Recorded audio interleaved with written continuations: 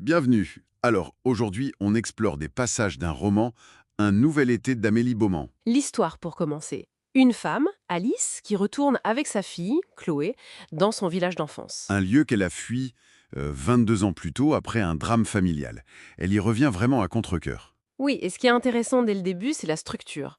L'autrice, elle alterne vraiment entre deux temps. D'un côté, le présent, ce retour difficile, les retrouvailles tendues, on sent le malaise. Et de l'autre, le passé, l'adolescence d'Alice dans les années 90, son groupe d'amis, les ABCD, Alice, Bénédicte, Cassiopée, Dahlia. Et donc, notre but ici, c'est un peu de démêler tout ça.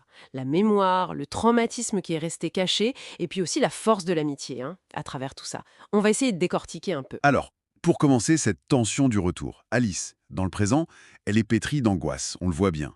Elle évite des endroits précis, son ancienne maison, la pharmacie des parents de Bénédicte. Et il y a ce détail, je trouve assez marquant, les clés de la maison. Elle les avait cachées, mais genre au fond d'un placard, emballées comme un déchet toxique. Qu'est-ce que ça dit, ça? Ah oui, c'est une image très forte. Ça symbolise parfaitement ce traumatisme refoulé, cette volonté de sceller le passé, de ne pas y toucher.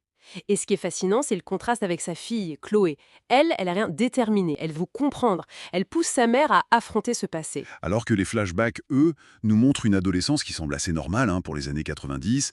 La musique, Cabrel, Pearl Jam, oui, les premiers émois, les petites jalousies, avec Priska notamment. La hiérarchie sociale classique d'un village, quoi. Exactement. Mais déjà, on sent des ombres qui planent. Il y a des petites choses. Oui, surtout autour des parents d'Alice, je trouve. Imogen, la mère, anglaise, elle est charmante mais un peu perdue, isolée. Et Christian, le père, lui, c'est l'image publique parfaite, riche, attentionné, mais peut-être un peu trop, justement. Bénédicte est complètement sous son charme, mais on perçoit une forme de contrôle latent. Par exemple, il décourage Imogen de conduire. C'est subtil. Et ce contrôle, il prend une tournure tragique. C'est ça le cœur du drame qui est révélé assez tard dans le récit. Le 7 juillet 1997, le jour des résultats du bac, Christian assassine Imogen. Ensuite, il met le feu à la roseraie qu'il lui avait offerte, et après, il se suicide. Une violence inouïe. On comprend mieux pourquoi Alice ne voulait absolument pas revenir. C'est terrible. Oui, ça explique ce refus catégorique pendant plus de 20 ans. L'auteur arrive bien à montrer comment cette façade respectable cachait quelque chose de très noir. Et c'est justement pendant ce retour dans le présent que les choses se révèlent, que les masques tombent en fait. On apprend les manipulations de Christian. Il avait menti sur une liaison d'Imogen pour la salir. Mais pire encore, il lui avait inventé un cancer incurable pour la convaincre d'avorter. Alors qu'elle, elle désirait cet enfant. Imogen avait découvert la vérité. Elle s'apprêtait à le quitter. C'est là que tout a basculé. Ah oui, d'accord, c'est l'élément déclencheur. Tout à fait. Et ces révélations, ça change complètement nos regards sur les personnages. Le père soi-disant idéal devient un manipulateur violent. Expert speaker. Et on comprend mieux aussi pourquoi Imogen s'était liée d'amitié avec Nour, une autre femme un peu en marge du village. Elle cherchait du soutien, en dehors de l'emprise de son mari. Exactement, une échappatoire.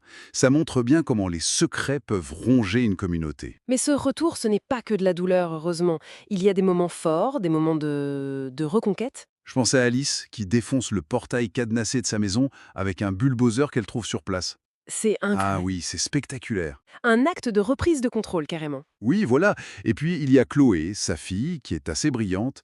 Elle arrive à récupérer le collier porte-bonheur d'Alice, une cornaline. Un collier qui avait été volé quand Alice était ado, par Florent, un gars du village qui est devenu le pizzaiolo. Il faut pas oublier non plus Orion, le frère de Cassiopée.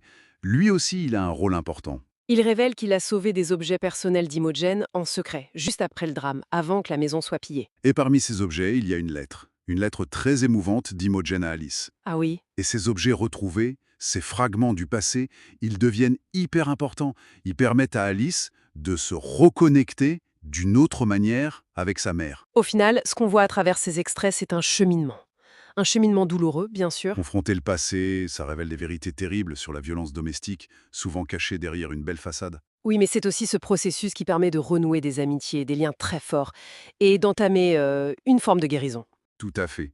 Ça ouvre une porte. Et ce qui nous laisse peut-être avec une question, une réflexion pour la suite. C'est de voir comment des objets parfois tout simples, anodins, des clés, un collier, des photos, une lettre, comment ces objets peuvent cristalliser autant de douleurs, mais aussi devenir, des décennies plus tard, des déclencheurs, des leviers inattendus pour comprendre, pour se reconstruire. Oui, le pouvoir de la mémoire matérielle en quelque sorte. Comment ces traces du passé peuvent nous aider à avancer, c'est une belle piste de réflexion.